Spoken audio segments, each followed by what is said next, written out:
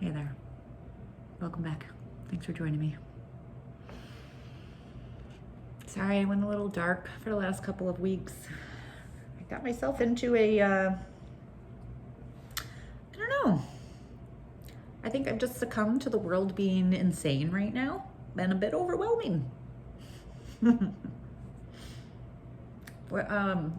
is COVID impacting your world? I guess it depends on where you are right now, right? Like if I was in Jackson Hole in my mountain town, in my mountain house, I would be somewhat leading my best life because I'd be going for walks and skiing. And I like to imagine that Nicole that is living in the non-cancer timeline, the Nicole that doesn't have cancer, in her timeline, I don't know, actually. I think I always say this to my wife when we are jealous and want to be judgmental of people's decision making during COVID, that we really have no right to be, first of all. But second of all, come on, if I didn't have cancer, I probably would have rented a house on the beach for 6 months. I'd be in Jackson Hole during the winter for 6 months. I mean, I'm just jealous. I'm just jealous of of being able to make decisions that are risky. That's all. I can't.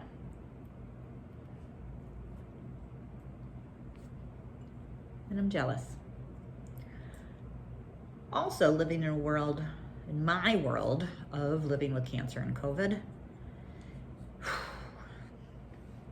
The state of Illinois has full hospitals. Our ICU beds are pretty much filled up. And it's not just the people that are sick filling the hospitals. That's not what scares me. What scares me is our facilities are struggling because everybody is sick right now, right? So there's no workers. There's certain things that nurses come to my house for to do, and they are no longer because everyone is sick. Everyone's out with COVID. They're canceling procedures in the hospital, or postponing them. Do you know that an elective procedure would be, like, for example, my friend who has been without cancer for 6 months. She's the friend that had the liver transplant. Well, the cancer came back, as it's wont to do, right? And so she just discovered that the cancer came back and a couple spots in her lungs, and hopefully she's gonna be able to, her desire is to have it surgically removed as soon as possible. But it all depends. Will they schedule it or will they not?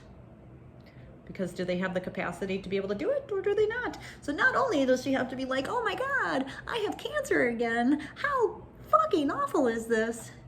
But now I might not be able to do anything for my cancer.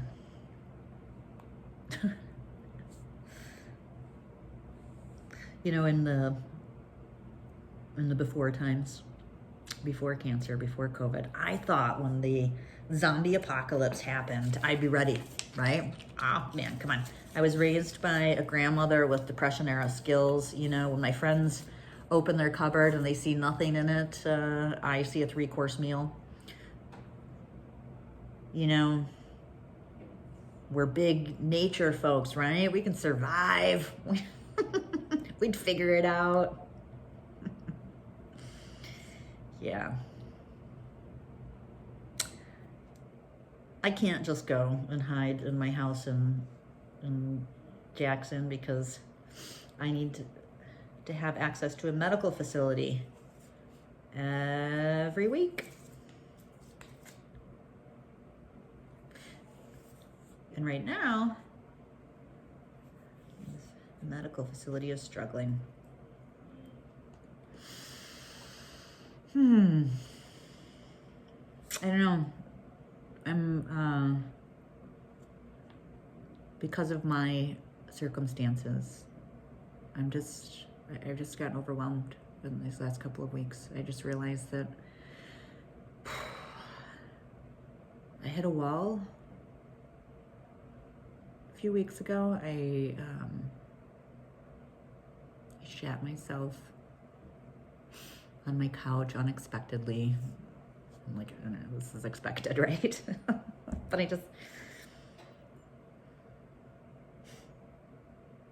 just hit me differently that day. That day, usually I laugh, I find humor. I mean, what can you do? We've talked about this. I don't want to be sad and angry all the time. I don't want my last days to be filled with that. And so I work really hard at trying to just fucking find humor and shit, and it's just getting hard. And that day, I was just hit with the realization that it's never going to be over.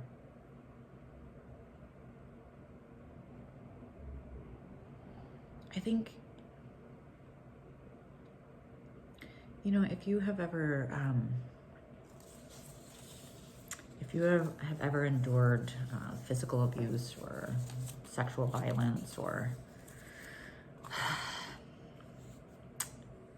things like that, where you can tell your mind to just hold on, just get through this, just hold on, just make it through to the other side and it'll be over.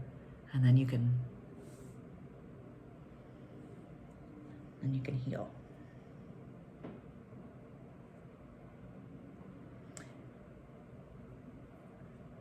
I don't know, the other day it just hit me that it's just never going to be over.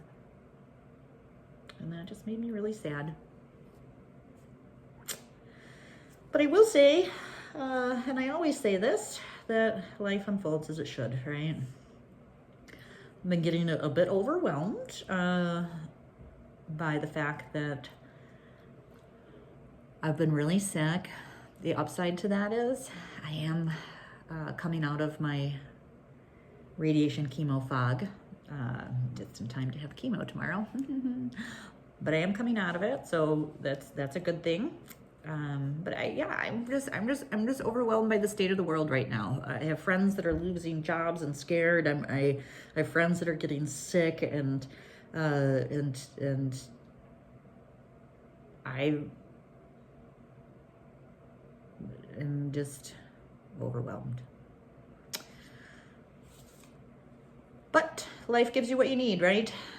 So I was introduced to 2 folks this week that were just diagnosed with cancer at different stages. I say just diagnosed. I think there's the stage where, like, you literally just learn that you have a terminal disease that's going to kill you and you can't breathe and you're in shock. You can always see those people in the chemo center too, because they're sitting there like this. Everybody, right? Eyes wide open, just terrified. So one gentleman just found out, and he's terrified. He's 45 years old, and he has stage 3 colon cancer. He just lost his mentor to colon cancer like 2 years ago, so he knows what the disease looks like, and he has 4 little children, and he's terrified. So that's a very different conversation, because it's the breathe conversation compared to the other gentleman that I was introduced to. Because my door's always open. You know that, right? I always have my hand up, anyone that needs, because we have to do it. It takes a tribe, right? He's a little further along in his cancer diagnosis. He's now mourning his diagnosis. He's mourning what is happening. So, you get diagnosed, and then part of it is grieving all that you're about to lose. Selfishly, being introduced to these 2 gentlemen and being asked to chat with them, it's just what I needed, because it gave me an opportunity to take a step back and think about, what is it that you share with someone that his mind has just been blown open, and what are the important things? What is going to help them right now in this moment? And also, just a reminder that it's okay to grieve.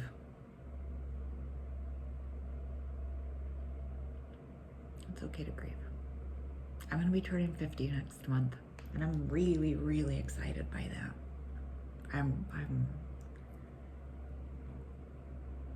But I'm also sad that I'm turning 50 in the middle of a pandemic. And if you remember, the only thing I said when I got diagnosed, the only thing I wanted was more time with friends and family.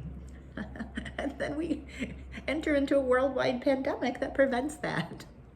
So yeah, I'm also going into it sad, and it's okay. It's okay. It's okay to be grateful, and it's okay to be sad, and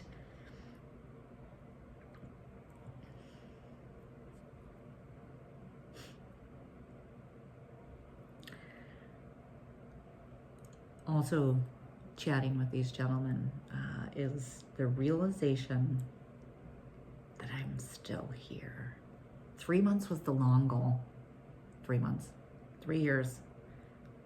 3 months was the long goal too. Whoa, that is so true. But 3 years was what my oncologist were talking about, like the max. Like they were thinking, if they can get me 3 years, wow. So, sure, it may never be over. Hopefully someday COVID will be over. But I'm still here.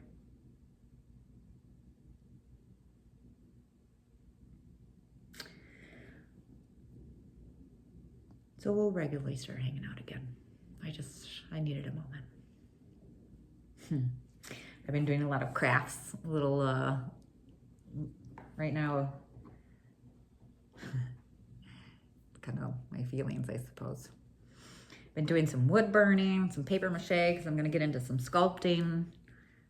We've got, we're digging deep into our COVID entertainment. If you are doing anything special, let me know, because I would love some ideas. Because it's never going to end. We're going to be inside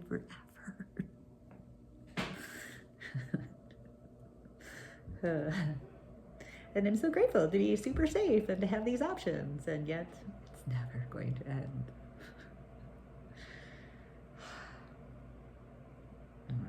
Well, hey, it was good to hang out again. I won't let so much time go by. Okay. Talk to you soon.